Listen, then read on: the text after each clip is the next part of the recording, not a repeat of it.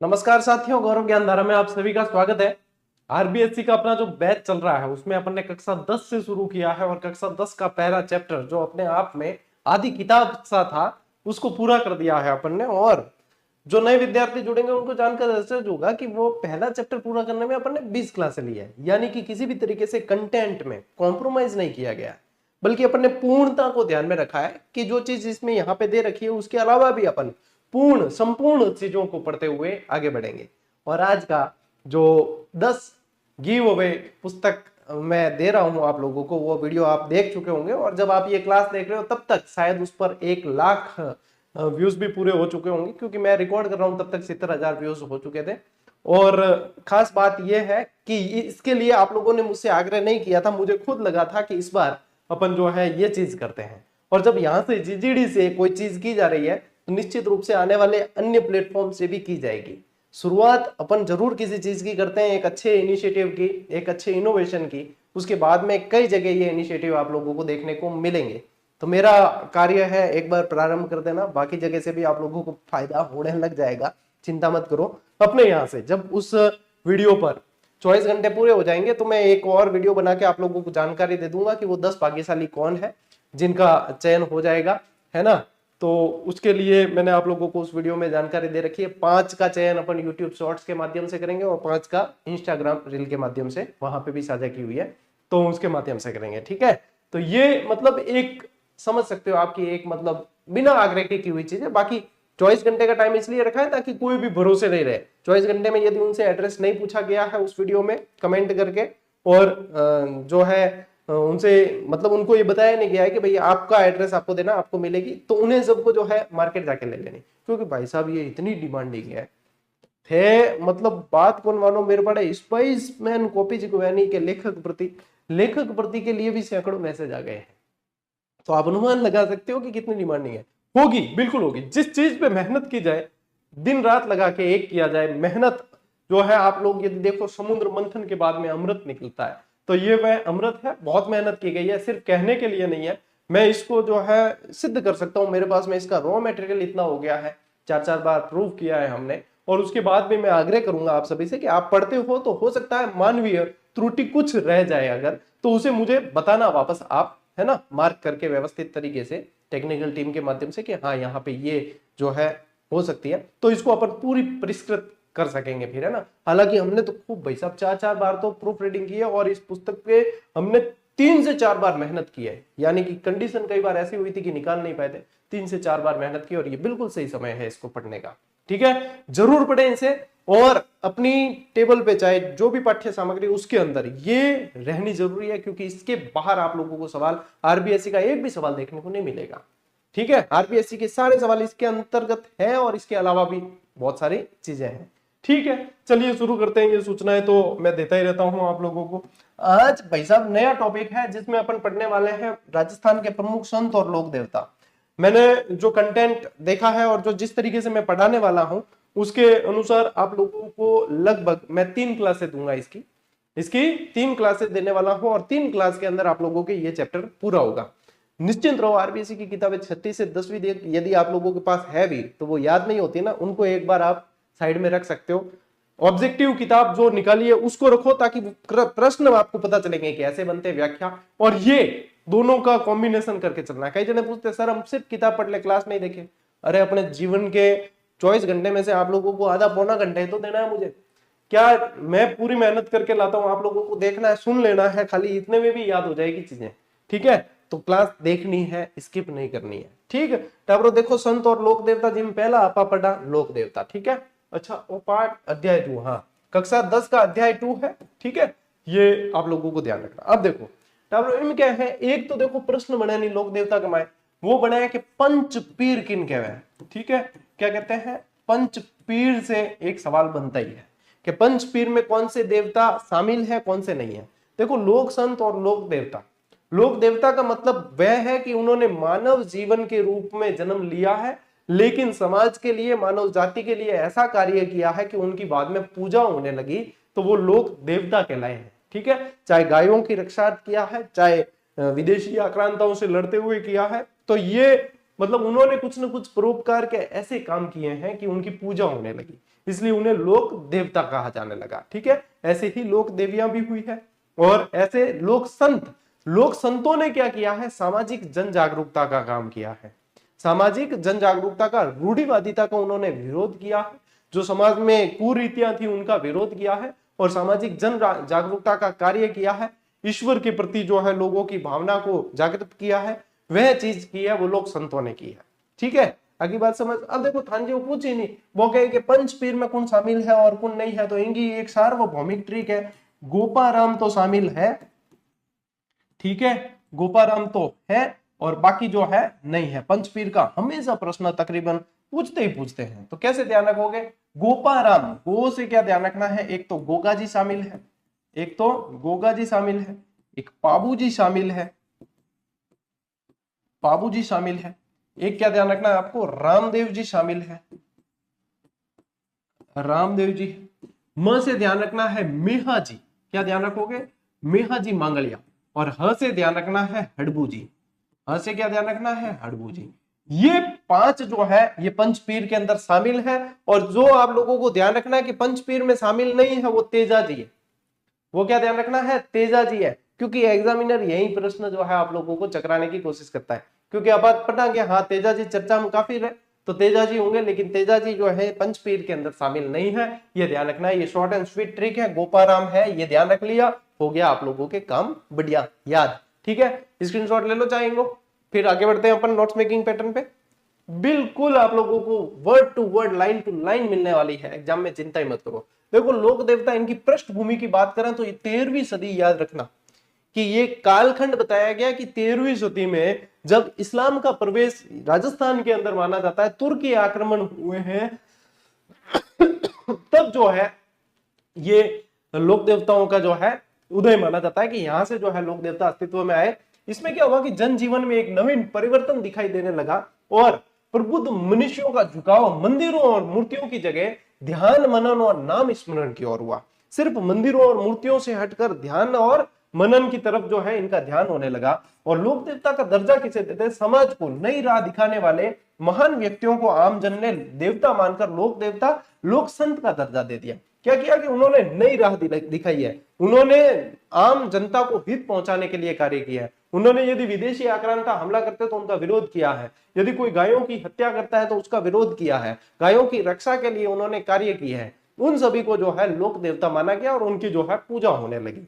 तो वही लोक देवता के अंदर आप लोगों को पढ़ना है। ठीक है, ले स्क्रीनशॉट आगे बढ़ाएं, एक एक लोक देवता जो है अब पढ़ा बिल्कुल व्यवस्थित तरीके हो। ठीक है, ले उठाओ। देखो सब पहली पहल अपा पढ़ा गोगा जी। जो गोगा जी के अंदर जो आप लोगों को ध्यान रखना है, सबसे पहली चीज कि ये पंचपीर में शामिल है। गोगा जी के बारे में क्या ध्यान रखोगे कि ये पंचपीर के अंदर शामिल है। ठीक है, इनका जन्म ददरेवा तहसील के अंदर होता है, ददरेवा के अंदर होता है, जो ददरेवा चूरू के अंदर है। कहां पे है ददरेवा, चूरू के अंदर है। और ददरेवा को शीर्ष मेढ़ी के नाम से जानते हैं। किसके नाम से जानते हैं, शीर्ष मेढ़ी। और धूर मेढ़ी जो है इनका समाधि स्थल कहलाता है। धूर मेढ़ी गोगा मेढ़ी के अंदर है, जो इनका समाधि स्थल कहलाता है, वो ध्यान रखना है, वो धूर मेढ़ी। अब क्यों है, क्योंकि गोगा जी जो है गायों की रक्षा लड़ते हुए इन्होंने बहुत संघर्ष किया। और ऐसा कहते हैं कि इनका सिर जहां पे गिरा वो तो शीर्ष मेढ़ी है, और इनका धड़ जहां लड़ते लड़ते चला गया और वहां गिरा वो है धूर मेढ़ी। तो ये बहुत मोस्ट इंपॉर्टेंट चीज है, सब पहले पहल के ध्यान रखना। पंचपीरों में शामिल है लोक देवता। ठीक है, अब पंचपीर में शामिल करने की एक और तरीका है, प्रसिद्ध दोहो है कि पाबू हरबू रामदेव मंगलिया मेहा पांचों पीर पदार्थ गोगा जी जेहा। और ओ थागे आरबीएससी किताब में यहाँ दियोड़ो है। आरबीएससी की किताब के अंदर ये दोहा ऐसे का ऐसे दे रखा है। और इसमें भी देखो पता चल जाएगा, पाबू जी है, हड़बू जी है, रामदेव जी है, मंगलिया मेहा जी है और आप लोगों के गोगा जी है। तो ये आ गए आप लोगों के पांच पीर। ठीक है, पंच पीर जो कहते हैं वो ये शामिल है। अब आते हैं अपन गोगा जी के ऊपर। देखो पूरी नोट्स मेकिंग पैटर्न पे बेटा जी क्लास है ना लाडले, पूरी नोट्स मेकिंग पैटर्न पे, नोट्स बनाने तक की भैया इसको कहते हैं नोट्स। अब जिसके पास यदि आरबीसी की किताब हो और देखे तो देखना उसके अंदर दे रखा है पूरा पैराग्राफ, और यहाँ पे आप लोगों को बिल्कुल नोट्स मेकिंग पैटर्न कि ये होते हैं नोट्स। और यदि आप मिलान भी करके देखोगे तो एक भी वर्ड मिसिंग नहीं होगा। इसको व्यवस्थित तरीके से करके जो है मैं पढ़ा रहा हूँ आप लोगों को, ताकि याद करना इजी रहे, याद करना आसान हो जाए ये। और फिर आपको क्या करना है, क्लास जैसे ही लोक देवता की पूरी जो ऑब्जेक्टिव बुक आप लोगों को दे दी है उसमें पढ़ लेना, उसमें एक्स्ट्रा जानकारी और मिलेगी।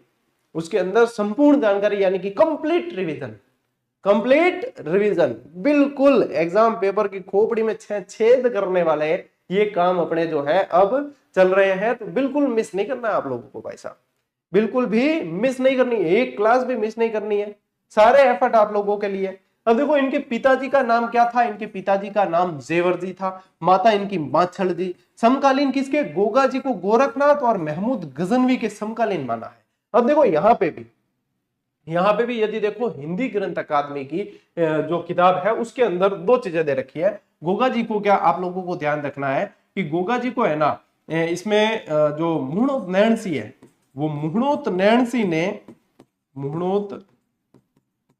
नैणसी ने पाबू जी के समकालीन बताया है।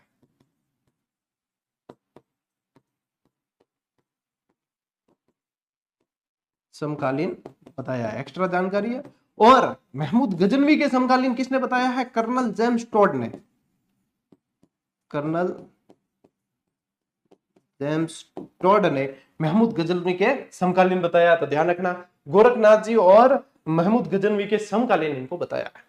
इनका जो है अपने मौसेरे भाइयों अर्जन और सर्जन के साथ में युद्ध था, मतलब विवाद था, ठीक है। इनकी जो है संपत्ति को लेकर विवाद था अपने मौसेरे भाइयों अर्जन और सर्जन के साथ में।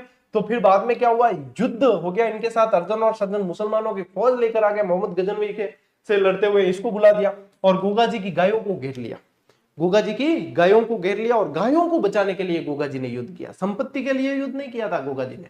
गोगा जी ने इन गायों को बचाने के लिए युद्ध किया, गायों को मुक्त कराने के लिए भीषण युद्ध हुआ, जिसमें अर्जुन और सज्जन के साथ गोगा जी भी वीरगति को प्राप्त हो गए। गोगा जी इस युद्ध में जो है वीरगति को प्राप्त होते हैं गायों की रक्षार्थ, ठीक है, ये ध्यान रखेंगे। प्रमुख स्थल में ध्यान रखना है, जन्म स्थल इनका कौन सा है, ददरेवा जो शीर्षमेड़ी के अंदर पड़ता है। और ये कहां है, ये चूरू के अंदर है। ये कहां है, चूरू के अंदर, पहले बीकानेर तहसील के अंदर आता था। फिर समाधि स्थल क्या ध्यान रखोगे, धूरमेड़ी आप लोगों को ध्यान रखना है। ये तो है शीर्षमेड़ी ददरेवा, धूरमेड़ी जो है ये हनुमानगढ़ के अंदर पड़ता है। कहां पे पड़ता है, हनुमानगढ़ के अंदर पड़ता है, जो गोगामेडी के नाम से भी जाना जाता है, जिसे स्मृति स्थल भी कहते हैं, समाधि स्थल स्मृति स्थल, ठीक है, ये ध्यान रखना है। ददरेवा चूरू जन्म स्थल है और समाधि स्थल आपके हनुमानगढ़ के अंदर धूरमेड़ी है, ठीक है। चलो ना आप ले स्क्रीनशॉट, आगे बढ़ा। ओके, अब देखिए गोगा नवमी बहुत ही ज्यादा मोस्ट इंपॉर्टेंट है। भाद्रपद कृष्णा नवमी को पूरे राजस्थान के अंदर, पूरे राजस्थान के देश में भी मनाई जाती है, गोगा नवमी के रूप में मनाया जाता है। इस दिन गोगा जी की पूजा अश्वारोही भाला लिए योद्धा और सर्प के प्रतीक के रूप में होती है।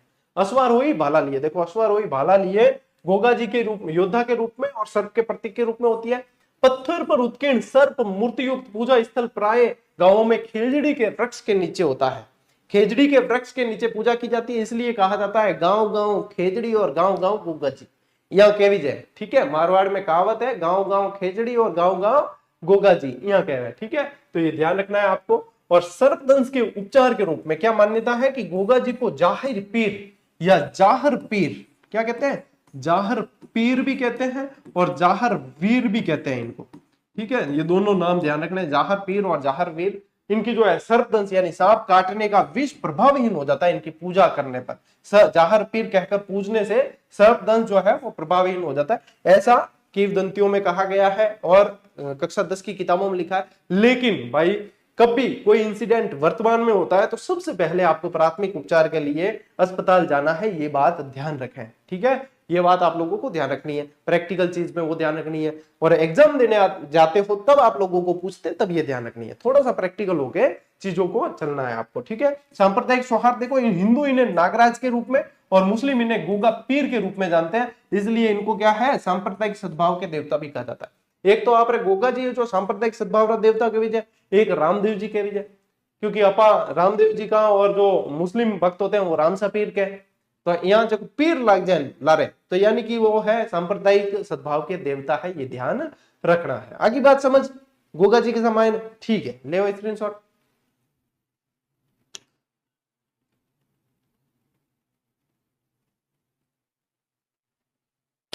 ओके, आगे बढ़ते हैं। फिर आते हैं भाई साहब तेजा जी।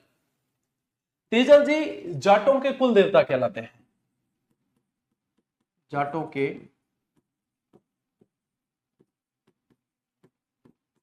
कुल देवता। जन्म स्थान देखो खडनाल नागौर के अंदर इनका जन्म होता है, बहुत मोस्ट इंपॉर्टेंट चीज है। पिता ताहड़जी जाट, माता रामकुवरी, कई जगह राजकुवरी भी लिखा मिलेगा। जन्म तिथि माघ शुक्ल चतुर्दशी 1073 ईस्वी। भाई साहब ये तिथि याद रखना, अब 10वीं के अंदर लिखी गई एक एक लाइन, एक एक शब्द आपके बहुत इंपॉर्टेंट है। कद वो जन्म, माघ शुक्ल चतुर्दशी 1073 ईस्वी। पत्नी का नाम पेमल, और पेमल रहने वाली थी पनेर की, यानी तेजा जी का ससुराल कहां हुआ? पनेर। अब तेजा जी के मायने मतलब बहुत स्टोरी है तेजा जी के। एक तो देखो ये ध्यान रखना कि हल्की राखी बांधी जाती है ना। एक तो गोगा राखड़ी भी ध्यान रखनी है आपको, 9 गांठ वाली गोगा राखड़ी है वो भी ध्यान रखनी है। और एक तेजा जी की भी जो राखी हल्के बांधी जाती है। और तेजा टेर, तेजा गीत गाए जाते हैं किसानों द्वारा कृषि के समय, यानी ये कहते हैं कि तेजा गीत यदि गा लेते हैं कृषि करते समय तो कृषि जो फसल बहुत अच्छी होती है। अब तेजा जी जो है, तेजा जी की देखो शादी होती है पेमल से, पनेर की रहने वाली। और जो पेमल जो है अपने पीर गई हुई थी, मायके गई हुई थी, तेजा जी यहाँ पे थे खेती करने जाते। तो इनके जो ये बताते हैं किंवदंतियों के अनुसार कि इनकी भाभी जो है इनसे जो है अनबन चलती थी, और भाभी इनको भला बुरा कहती थी। और फिर बाद में ये तेजा जी गुस्सा हो जाते थे, तेजा जी गुस्सा हो जाते थे तो फिर जो है क्रोध दिखाते तो भला बुरा कभी जो है इनकी भाभी ने कह दिया, तो तेजा जी यहाँ से निकल गए। यहाँ से निकले और अपने ससुराल पहुंचते हैं। और ससुराल में इनकी घोड़ी और इनको देखकर जो है इनकी गाय भी दिख जाती है, जो जिस गाय को इनके सासू जी दूर होते हैं। तो वो बिना देखे कि पीछे कौन आए हैं, और वो भी भला बुरा कह देते, जिनको तेजा जी सुन लेते, तेजा जी को आता है गुस्सा। तेजा जी वहां से जो है निकल जाते हैं। ये बात पता चलती है पेमल को। पेमल अपनी सखी लाछा गुजरी को जो है उनके पीछे बनाने भेजती है। तेजा जी वापस आते हैं, लेकिन जो है फिर बाद में पता चलता है कि लाछा गुजरी की गाय जो है मेर लोग वहां से जो है इनकी गाय ले जाते हैं। ठीक है, तो मेर जब ले जाते हैं तो इन गायों को छुड़ाने के लिए तेजा जी संघर्ष करते हैं, तेजा जी जाते हैं। जब तेजा जी जा रहे होते तो बीच में सुरसुरा नामक स्थान पे उन्हें एक सांप आग में जलता हुआ दिखता है। तो वो क्या करते हैं, अपने भाले से उस सांप को जो है बाहर निकाल देते हैं कि ये जल रहा है, मर जाएगा, बाहर निकालते हैं। तब सांप ये कहता है कि मुझे सर्प योनि में जन्म मिला और मैं अपनी मुक्ति पा रहा था, और मैं अपनी मुक्ति पा रहा था तो तुमने मुझे जो है क्यों निकाला? मैं तुम्हें डसूंगा या श्राप देता हूं मैं। तो तेजा जिन का मैं भले काम के लिए जा रहा हूँ, गायों को छुड़ाने के लिए जा रहा हूँ। अरे भाई साहब अजी मत डस, पाछू आ जाऊं, जड़े गए डस लिए। तो सांप ने कहा कि ऐसा कोई नहीं होता, वापस नहीं आता, तो कि मैं आऊंगा वापस, और मैं आऊंगा जब तक जीवित रहना, मुझे डसना। फिर उसके बाद तो कहते हैं कि इन गायों को छुड़ाते समय तेजा जी जो है बहुत घायल हो गए थे। और जब वापस लौटे वो, तो उनके शरीर पे कोई ऐसा साबुत अंग नहीं बचा जहां पे जो है सांप काट सके। और सांप साबुत अंग पे काटता है। तो सांप ने कहा कि अब मैं काटूंगा कहाँ?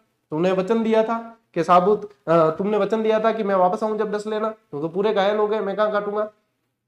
तो फिर बाद में जो है तेजा जी अपनी जीवा निकालते हैं, जीभ निकालते हैं कि मैं अभी भी एक साबुत अंग बचा के लाया हूँ, जीभ पे जो है आप काट सकते हैं। तो फिर भाला आगे करते हैं, भाले से चढ़कर सांप उनकी जीवा पे काटता है। और फिर बाद में सांप कहता है कि आपके जैसा योद्धा और वचनबद्ध जो है व्यक्ति मैंने नहीं देखा, आने वाले समय में आपको सर्पदंश के उपचार के लिए पूजा जाएगा। ये तेजा जी की कहानी जो है मैंने इन शॉर्ट थोड़ी सी आप लोगों को बता दी है। ठीक है, तो ये ध्यान रखना है। अब देखो प्रमुख घटनाएं, तेजा जी अपनी पत्नी पेमल को लेने ससुराल पनेर गए थे। उस दिन मेर लोगों ने, ठीक है क्या ध्यान रखना, मेर लोग लाछा गुजरी की गाय चुरा कर ले गए। ये पूछते हैं किसकी गाय ले गए थे, तो लाछा गुजरी की गाय ले गए। ये स्टोरी मैंने पूरी बता दी आपको, है ना।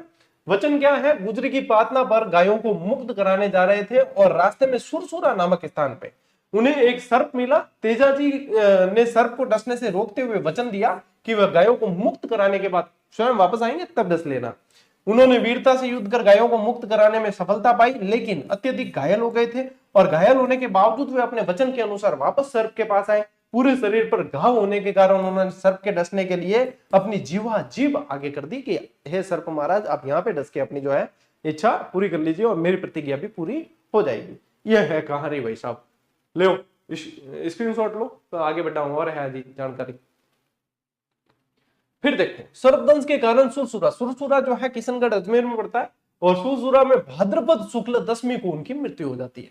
भाद्रपद शुक्ल दशमी तेजा दशमी के नाम से जानते हैं। जैसे तेजा दशमी कब, भाद्रपद शुक्ला दशमी को। इस अवसर पर पंचमी से पूर्णिमा तक पर्वतसर के अंदर, अब पर्वतसर जो है नागौर के अंदर नहीं रहा, पर्वतसर कर लेना है आप लोगों को, डीडवाना कुचामन कहाँ है, डीडवाना कुचामन जिले के अंदर, डीडवाना कुचामन में पशु मेला लगता है, ये ध्यान रखना है। तेजा जी गोगा जी की ही तरह नागों के देवता के रूप में पूजनीय है और इन्हें क्यों पूजा जाता है वो मैंने आप लोगों को बता दिया। इन्हें तलवार धारण किए घोड़े पर सवार योद्धा के रूप में दर्शाया जाता है, जिनकी जीवा को सर्प डस रहा है। ये देखो, ये यहाँ पे इन्होंने भाला आगे किया, भाला से सर्प जो ऊपर चढ़ता है, जीवा पे सर्प डसते हुए, ये इनका प्रतीक चिन्ह है। ठीक है। और मान्यता है कि यदि सर्प दंशित व्यक्ति को दाएं पैर में तेजाजी की तात यानी डोरी बांध दी जाए तो उसे विष नहीं चढ़ता है, ऐसी मान्यता है। लेकिन मैं थान बताइए पांच चीज के चीजों में कभी कोई ऐसी घटना हो जाती है तो प्रैक्टिकल होकर पहले प्राथमिक उपचार के लिए आप लोगों को अस्पताल की तरफ जाना चाहिए। लोक देवताओं से संबंधित ये मान्यताएं और कथाएं अक्सर सत्य हो ये आवश्यक नहीं है। ये 10वीं की लाइन में ये दे रखा है, इसीलिए मैंने इसमें भी शामिल किया 10वीं की किताब में कि ये मान्यताएं और कथाएं बिल्कुल जैसे अक्सर यानी कि जैसे लिखी है वैसे की वैसे सत्य हो आवश्यक नहीं है। इनका मूल उद्देश्य इन कथाओं से जुड़ी शिक्षाओं जैसे कि निर्बल की रक्षा और वचन का पालन आदि आम जन तक पहुंचाना है। यानी कि ये जो बताते हैं ना, जैसे कि सर्पदंशित व्यक्ति को जो है इनके जैसे पूजा करें तो सर्पदंश उतर जाता है वगैरह, वहां पे वापस जो है कक्षा 10 की किताब में ये भी चीज दी है कि कभी ऐसी कोई घटना होती है तो आपको पहले चिकित्सालय जाना चाहिए। अपनी जो है धारणा, अपनी धर्म, अपनी मान्यता वो चीज अलग है लेकिन चिकित्सा अलग है। और ये चीजें मतलब अक्सर से इनका जरूरी नहीं कि आप जैसे पढ़ते हो या जैसे सुनते हो वैसा का वैसा हो, लेकिन इनके उद्देश्य क्या होता है इन कथाओं का कि निर्बल की रक्षा करना, ऐसे जो इनके अंदर मूल शिक्षाएं दे रखी है वो उद्देश्य निर्बल की रक्षा है, वचन का पालन है। इन चीजों को जो है इन भावनाओं को आगे पहुंचाने के लिए ये कथाएं लिखी जाती है, कही जाती है, सुनी जाती है। और आप सब यहां से जो है जितने भी लोग कंपटीशन की तैयारी करते हैं अपने आप में सारे के सारे क्या होते हैं, शिक्षित होते हैं। तो शिक्षित लोगों को इन चीजों की जानकारी होती है। ठीक है, ले स्क्रीनशॉट। ठीक है आगे बेटा, पाबूजी। अब पाबूजी के बारे में पढ़ते हैं। जन्म और परिवार देखो, जन्म वर्ष है इनका 1239 ईस्वी। पिता का नाम धांधल जी राठौड़, और ये जो अपने जोधपुर के शासक आसनाथ जी थे, आयसनाथ जी, उनके पोते थे ये, और धांधल जी राठौड़ इनके पिता थे। जन्म इनका कोलू के अंदर होता है, कोलू फलोदी के अंदर। ठीक है। विशेष मान्यता देखो, इनके जन्म से संबंधित स्पेशल लाइन दे रखी है, और ये आप लोगों को विशेष रूप से ध्यान रखना है कि बाड़मेर के 8 कोस दूर इनका जन्म जो है जूनी खाबड़ के अंदर बताते हैं, वो ध्यान रखना है। इतिहासकार मुहणोत नैण जी, महाकवि मोड़ जी, आसिया और लोगों में प्रचलित मान्यता के अनुसार पाबूजी का जन्म वर्तमान बाड़मेर से 8 कोस आगे खारी खाबड़ के जूना नामक ग्राम में अप्सरा के गर्भ से हुआ था। ये मान्यता किसके अनुसार है वो यहाँ लिखा हुआ है, जन्म संबंधी मान्यता, लेकिन इनका जन्म जो है आप लोगों को ध्यान रखना है वैसे कोलू के अंदर होता है। ठीक है। विवाह, ये यहां से प्रश्न बन चुका है, ये मिलान वाले आते हैं उसमें से यही छांटना था कि इनका विवाह जो है आपको ध्यान रखना है अमरकोट के सूरजमल सोडा की पुत्री सोटी के साथ हुआ था। सोटी राजकुमारी के साथ में इनका विवाह होता है, और ऐसे की ऐसे लाइन लिखी हुई है आप लोगों के कक्षा 10 की किताब में भी है, और हिंदी ग्रंथ अकादमी की पुस्तक के अंदर भी आप लोगों के ये लाइन ऐसे की ऐसे लिखी हुई है। क्या ध्यान रखोगे, अमरकोट के सूरजमल सोडा की पुत्री सोडी के साथ में विवाह हुआ था, ये ध्यान रखना है। अब वैसे देखोगे तो अपन पढ़ते हैं फूलम दे के साथ, ये जो है सोडी, इन्हीं का नाम क्या था, फूलम दे। क्या नाम था, फूलम दे। और वैसे ये ध्यान रखना है, यहां से प्रश्न पूछा था, यहाँ पे दूसरा शासक का नाम दे दिया था, यहां से पूछा था कि अमरकोट के राजा के साथ यही गलत तथ्य था उसके अंदर, ये छांटना था, ये प्रश्न था। ठीक है।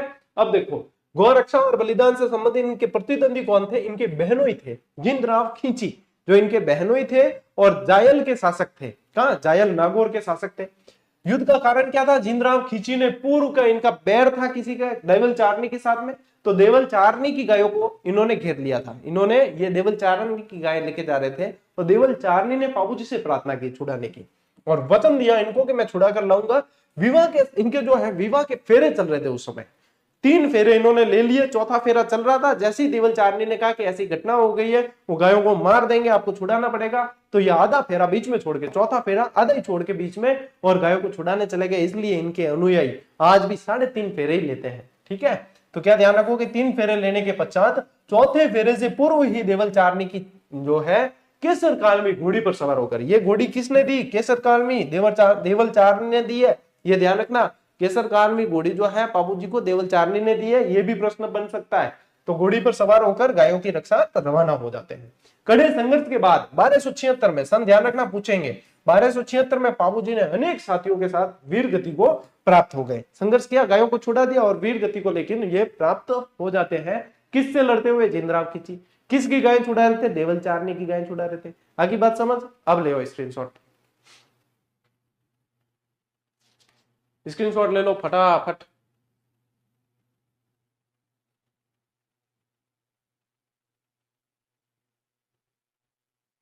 चले आगे बढ़े। ओके, देखिए पूजा स्थल कोल्लूर कहां पड़ता है? फलोदी के अंदर। मेला, यहाँ प्रतिवर्ष इनकी स्मृति में मेला लगता है। हाथ में लिए भाला लिए अश्वारोही के रूप में इनकी भी पूजा की जाती है। देखो हाथ में भाला है लेकिन सांप नहीं होगा। सांप होगा ना हाथ में भाला लिए और जीवा पे डसते हुए सांप को बताएंगे तो तेजा जी का होगा। ठीक है। विशेष मान्यताएं क्या है? इनको ऊंटों का देवता कहा जाता है। ऐसा कहते हैं कि राजस्थान में ऊंट लाने का श्रेय, सर्वप्रथम ऊंट लाने का श्रेय पाबूजी को ही जाता है। रेबारी जो है वो इन्हें बहुत पूजते हैं। थोरी जाति का इन्होंने कल्याण किया था, थोरी भी बहुत इनको पूजते हैं, मानते हैं, ये ध्यान रखना है। तो ऊंटों के देवता के रूप में जाने जाते हैं। मारवाड़ में सबसे पहले ऊंट लाने का श्रेय इन्हीं को जाता है, पाबूजी को जाता है। और पाबूजी की फड़, ऊंट जब बीमार हो जाते हैं तब पाबूजी की फड़ का वाचन किया जाता है। उन्हें स्वस्थ करने के लिए भोपे भोपियों द्वारा पाबूजी की फड़ गाई जाती है। और इन्हें जो है भाई साहब लक्ष्मण जी का अवतार मानते हैं, ये भी प्रश्न बन चुका है। इन्हें लक्ष्मण जी का अवतार माना जाता है।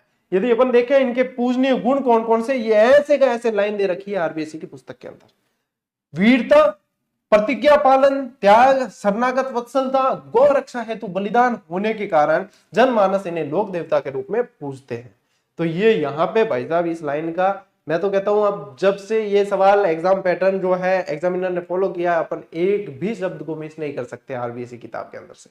बहुत डिटेल में पढ़ा है अपन ने पहले पाबूजी, गोगा जी, इनको और भी डिटेल में पढ़ा है, लेकिन इस शब्दावली के साथ में नहीं पढ़ा था। जो शब्दावली अब प्रयोग हो रही है क्लास के अंदर उस शब्दावली के साथ नहीं पढ़ा था। कंटेंट मैटर चाहे और भी ज्यादा पढ़ा है अपन ने, है ना, और भी ज्यादा पढ़ा है, लेकिन ये शब्दावली इंपॉर्टेंट है क्योंकि मैंने पढ़ाया तो 4 बार है राजस्थान जी के कंप्लीट।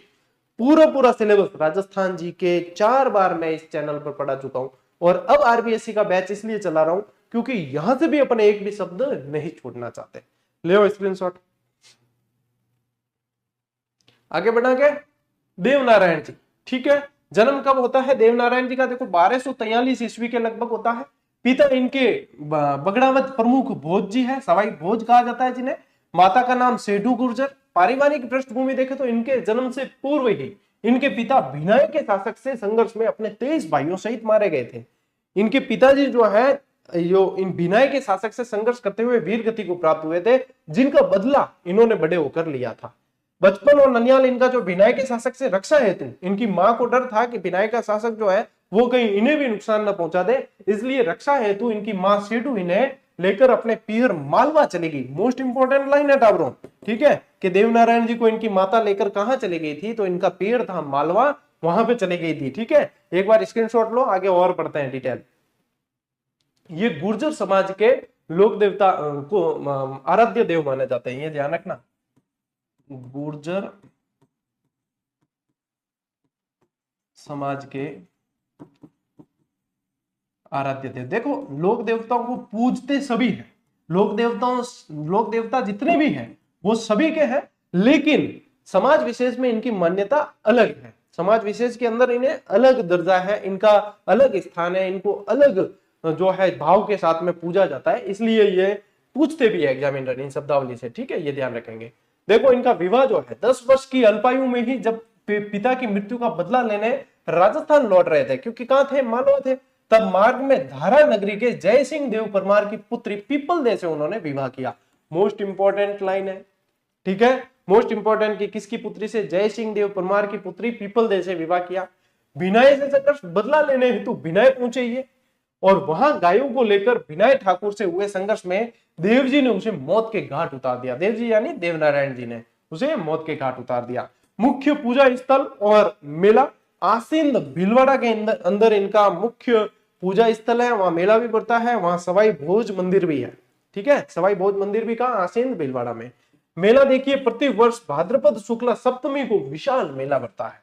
और इनकी जो फड़ है ना, इनकी फड़ जिस पर डाक टिकट भी जारी हो चुका है। देखो सबसे छोटी फड़ भी इनकी है, सबसे छोटी भी इनकी है और सबसे लंबी भी इनकी है। सबसे लंबी फड़ वो भी इनकी है, सबसे छोटी फड़ वो भी इनकी है। फड़ अलग से चैप्टर आएगा, उसमें डिटेल में पढ़ेंगे। थोड़ा सी जानकारी यहां जान लेते हैं। इनके प्रमुख अनुयायी जो गुर्जर जाति के लोग इनके मुख्य अनुयायी है, और इनके अनुयायी देवजी की फड़ यानी देव नारायण जी की फड़ और देवजी और बगड़ावतों से संबंध काव्य बगड़ावत के गायन द्वारा इनका यशोगान करते हैं। फड़ में क्या होता है? फड़ में यशोगान ही होता है। फड़ जो होता है कपड़ों पर चित्रकारी के माध्यम से लिखी जाती है, और उसको जो है इनसे संबंधित भोपे होते हैं वो बाँचते हैं, और वो जो है फड़ वाचन कहलाता है। एक किंवदंती के अनुसार विशेष मान्यता है, ऐसी मान्यता है कि यदि हर रात 3 पहर इस काव्य का गायन किया जाए तो ये 6 माह में पूर्ण होती है। तो आप अंदाज लगा सकते हो कि ये फड़ कितनी लंबी होगी। इसलिए कहा जाता है देवनारायण जी की फड़ सबसे लंबी फड़ है, कि लगभग जो है रात के 3 पहर में 3 पहर वाचन किया जाए तो 6 महीने में जाकर ये पूरी होगी।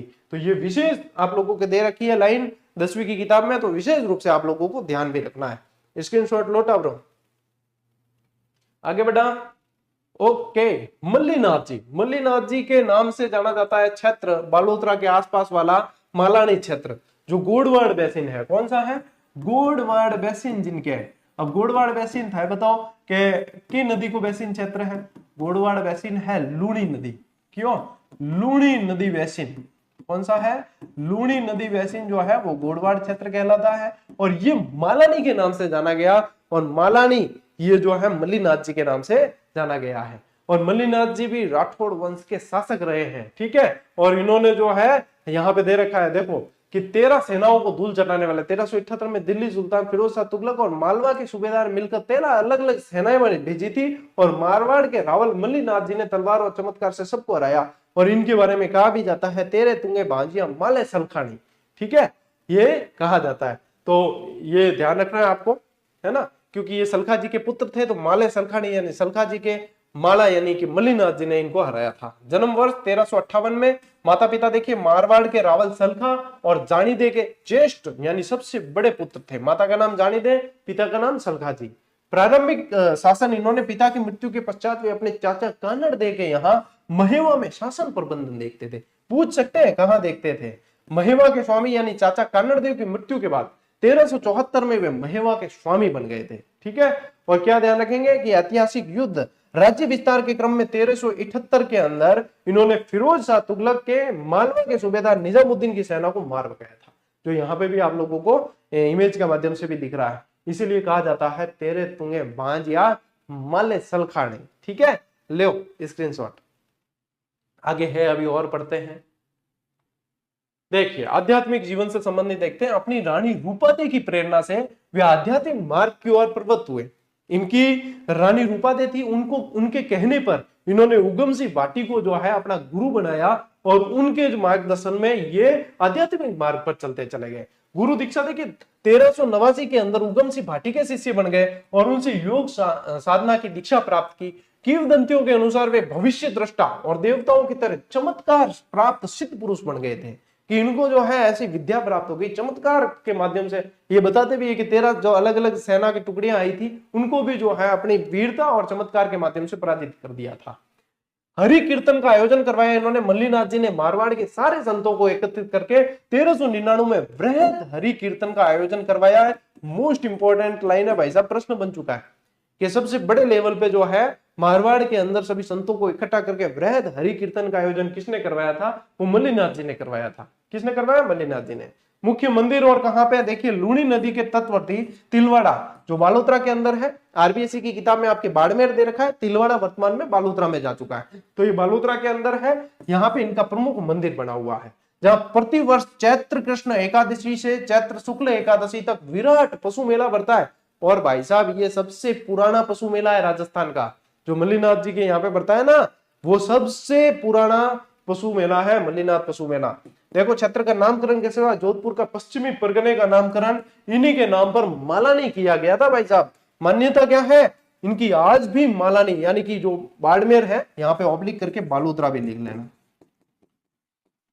बालोतरा क्षेत्र में अत्यधिक मान्यता है। और यहीं के जो घोड़े हैं ना, मालानी घोड़े कहा जाता है, जो मालानी घोड़े प्रसिद्ध है दौड़ने के लिए, वो यहीं के हैं, मालानी क्षेत्र के। ले स्क्रीनशॉट। और इसी के साथ भाई साहब आप लोगों के ये क्लास भी पूरी हुई और दूसरा चैप्टर अपन ने शुरू कर दिया है। 2 पार्ट और आएंगे और विद डिटेल इसी तरीके से नोट्स मेकिंग पैटर्न पे अपन पढ़ते चले जाएंगे। फिर कह रहा हूं, अब पूरी तरीके से मैंने जो अपनी पब्लिकेशन टीम है उसको एक्टिव कर दिया है कि भाई साहब किसी भी विद्यार्थी को दूसरा चक्कर नहीं काटना पड़े। इस ऐसा काम करें आप कि वो यदि पुस्तक लेने जा रहा है तो कम से कम खाली हाथ नहीं लौटे, क्योंकि होता यही है जब अपनी कोई मोस्ट डिमांडिंग पुस्तक आती है तो आते ही भाई साहब stock short stock short stock short. तो इसलिए उनको एक्टिव मोड पे रखा है कि भाई साहब ये किताब शॉर्ट नहीं होनी चाहिए। विद्यार्थियों ने इसके लिए बहुत ज्यादा इंतजार किया है, हमने इसमें बहुत ज्यादा मेहनत की है और हर विद्यार्थी की टेबल पे मैं ये किताब देखना चाहता हूं, इसलिए आप विद्यार्थियों को समय पे डिलीवर करेंगे। तो 1-2 दिन में सप्लाई सभी जगह सुचारू हो जाएगी।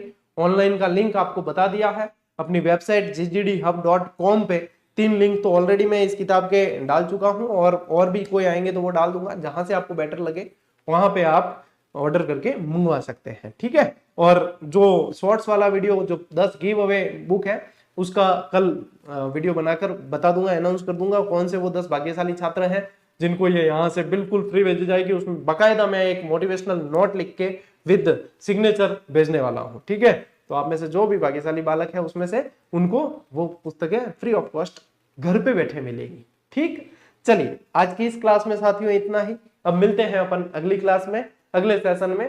तब तक के लिए राम राम, जय हिंद।